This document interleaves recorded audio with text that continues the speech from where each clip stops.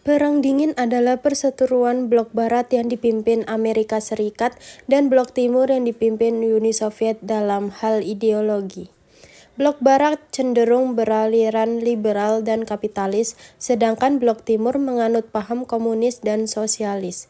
Keduanya saling berebut pengaruh terhadap negara lain selama Perang Dingin. Banyak pihak meyakini Perang Dingin dimulai tak lama setelah Perang Dunia II, yakni pada 1947 dan berakhir pada 1991 saat keruntuhan Uni Soviet.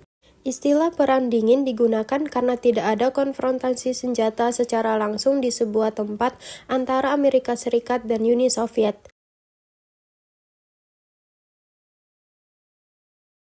Dampak Perang Dingin bagi dunia di bidang politik.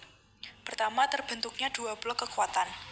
Perang Dingin menciptakan dua kekuatan utama yang saling bersaing, yaitu blok barat yang menganut sistem kapitalis dan demokrasi, serta blok timur yang menganut sistem komunis.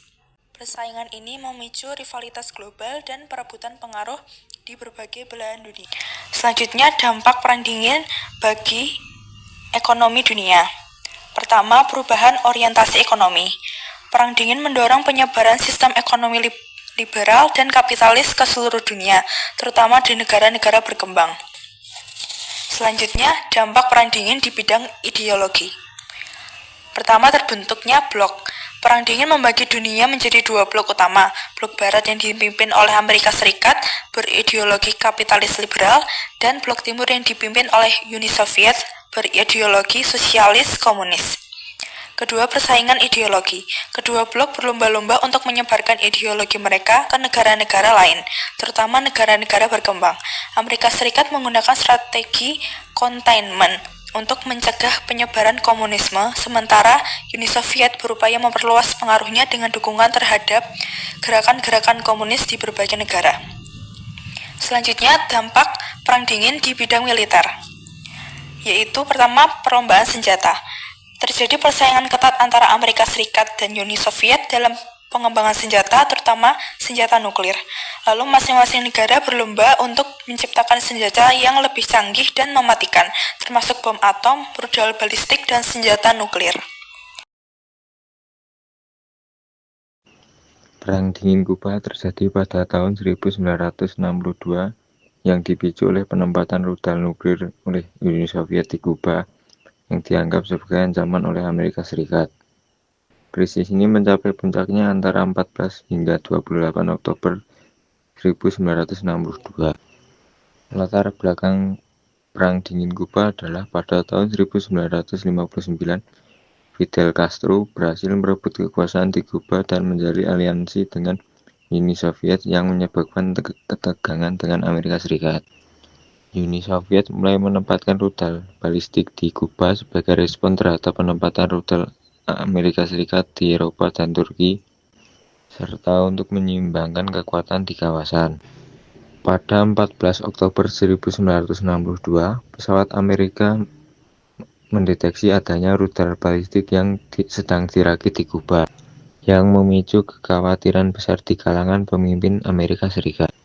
Atas temuan tersebut, Presiden John F. Kennedy memutuskan untuk memblokade Kuba dan menuntut agar Uni Soviet menarik rudal-rudalnya yang diumumkan pada 28 Oktober 1962. Selama 2 minggu berikutnya, terjadi negosiasi intensif antara Amerika Serikat dan Uni Soviet dengan ancaman perang nuklir yang semakin mendekat. Krisis berakhir pada 28 Oktober 1962 ketika Uni Soviet setuju untuk menarik rudal dari Kuba, sementara AS berjanji untuk tidak menyerang Kuba dan menarik rudal dari Turki.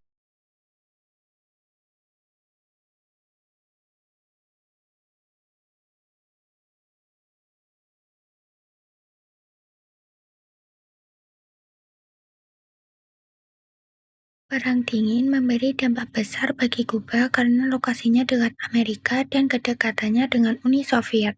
Berikut adalah dampak Perang Dingin terhadap Kuba dari segi ekonomi, politik, ideologi, dan juga militer. Yang pertama, dampak ekonomi.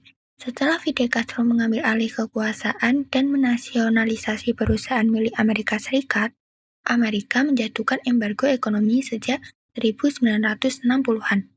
Kuba lalu bergantung pada bantuan Uni Soviet seperti subsidi minyak dan ekspor gula. Namun setelah Soviet runtuh pada 1991, ekonomi Kuba anjlok. Yang kedua, dampak politik. Kuba menjadi negara komunis satu-satunya di Amerika Latin sekaligus sekutu Soviet. Akibatnya terisolasi dari negara-negara barat dan diperintah secara otoriter oleh Fidel Castro dan Partai Komunis. Yang ketiga, dampak ideologi. Kuba menjadi pusat penyebaran komunisme di Amerika Latin dan mendukung gerakan revolusioner seperti Nicaragua dan Angola.